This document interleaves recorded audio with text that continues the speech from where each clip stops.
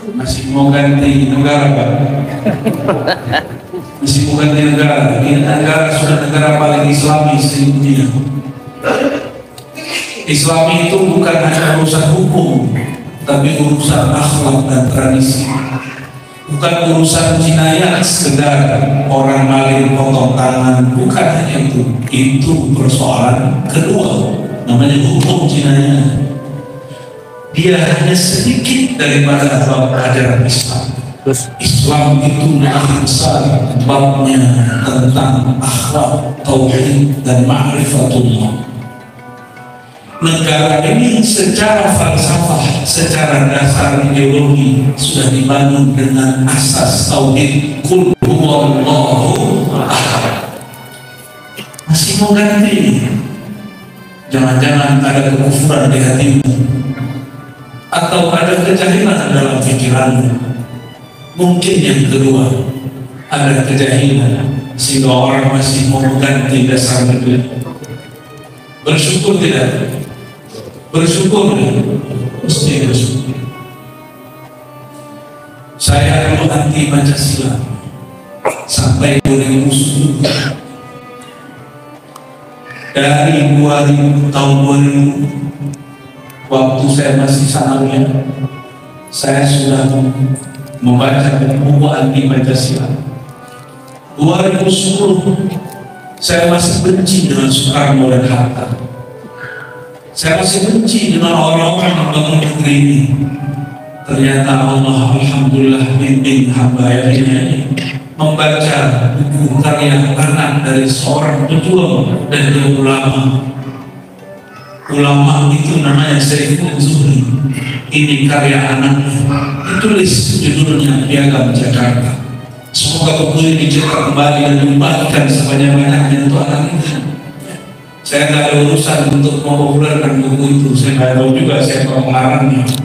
Yang saya tahu ayah dia pelaku sejarah, ulama santri pejuang kemerdekaan, Saifuddin Zuhri.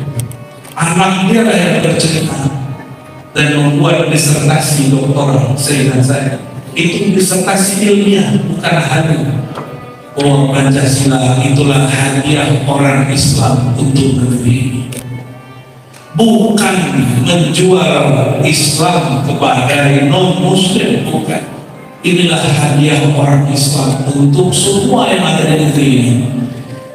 Maka negeri ini sudah dibangun dengan dasar rahmatan lil alamin. Kita bersyukur. Ini tidak ada pesanan dari Pak Polisi, Pak Tentara, ya? Nggak ada. Justru kalau saya ngajar mereka. Saya ngajar ke sana dan saya ngajar siapa aja, saya ajar yang mau aja. Saya nggak ada urusan. Ya. Saya nggak ada pro siapa-siapa, cuma pro ketuhanan yang maha. Ada yang tidak ada pro. Ada yang tidak perlu dengan ketuhanan yang Maha Esa. Jangan-jangan imannya sudah bercabut atau kejahilan sudah merenggut kepala. Ini sekedar syukur atas negeri ini. Karena jika kita bersyukur, Allah pertahankan kedamaian di negeri ini. Dan siapa yang masih salah paham, ayo baca baik-baik. Baca buku tadi yang saya ceritakan, lalu perhatikan sejarah negeri ini. Perhatikan sejarah negeri-negeri Muslim yang lain. Negeri Muslim yang lain, mungkin hukum Islam jinayatnya dikerjakan, tapi hukum akhlaknya tidak jalan. Saya tidak usah sebut negerinya. Hukum cintanya tidak jalan. Negeri yang paling bebas buat maulid cuma Indonesia. Alhamdulillah. Dan maulid simbol cinta Sayyidina Muhammad SAW. Kita berdoa siapapun pemimpinnya nanti, siapa tahu tahun depan atau tahun ini sudah lewat maulidnya, kita berdoa semoga pemimpinnya merayakan maulid seperti merayakan kemerdekaan. Setuju nggak? Kalau ada calon presiden begitu, saya pilih. Ternyata tiga-tiganya datang. Saya bilang, aku coblos kamu semua. Habis. Semoga siapapun yang memimpin negeri ini nanti dia cinta kepada Rasulullah SAW. Amin ya rabbal alamin.